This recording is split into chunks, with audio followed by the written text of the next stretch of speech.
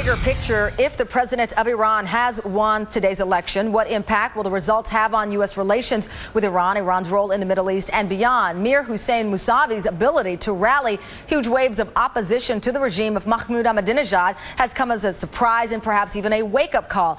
Alireza Jafarzadeh is the author of The Iran Threat, President Ahmadinejad and the Coming Nuclear Crisis. He's also the president of the Strategic Policy Consulting. In 2002, he exposed details of Iran's nuclear sites. Thank you so much, Alireza, for joining us.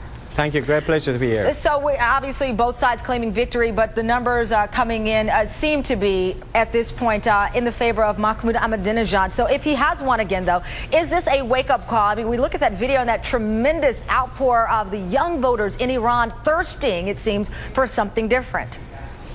Well, clearly the campaign in the past few days showed a great level of opposition on the part of the population and the younger generation against, I would say, the entirety of the system, because people have been fed up. They were tired of the rule of the clerics. In a lot of these events, the students were chanting slogans against dictatorship, that they want political freedoms. It wasn't so much for Mousavi, rather it was for a different system.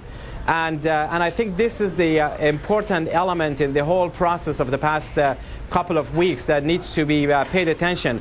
I think Washington should pay attention to the sentiment of the younger generation, the younger people in Iran who simply want change and they want democracy and political freedoms rather than the continuation of the dictatorship. But if there's not victory from the person they supported, and again, if Ahmadinejad is the winner here, you still have the supreme leader Ayatollah Ali Khamenei in charge here. But even if their voices, even if Washington wants to listen to their voices, what influence could they have over Ahmadinejad? This is a man who denies the Holocaust, who in some ways seems to enjoy being the ousted or the outsider in world talks.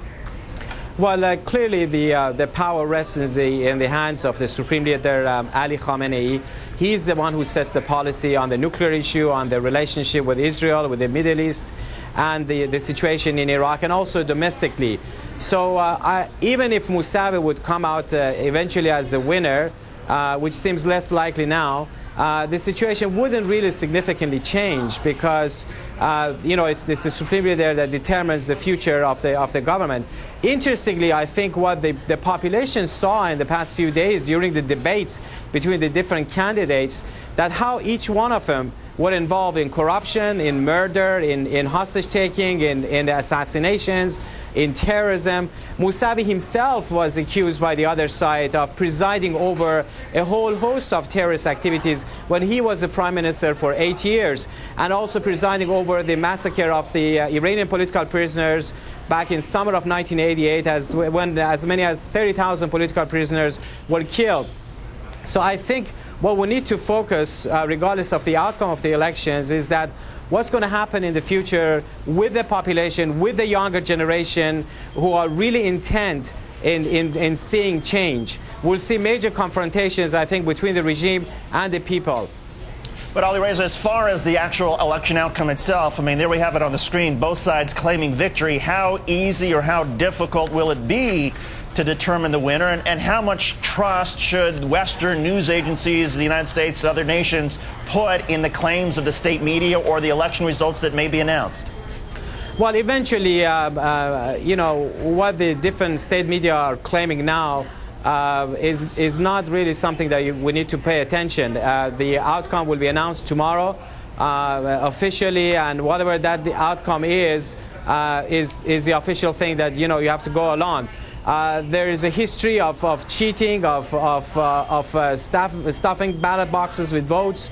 It's very clear, even 4 years ago, when Ahmadinejad was elected, there were a lot of cheating going on, and the same situation exists here. I think what Tehran is trying to do, first of all, they're going to blow up the numbers of the voter participation, perhaps claiming as many as 35 million voter participation.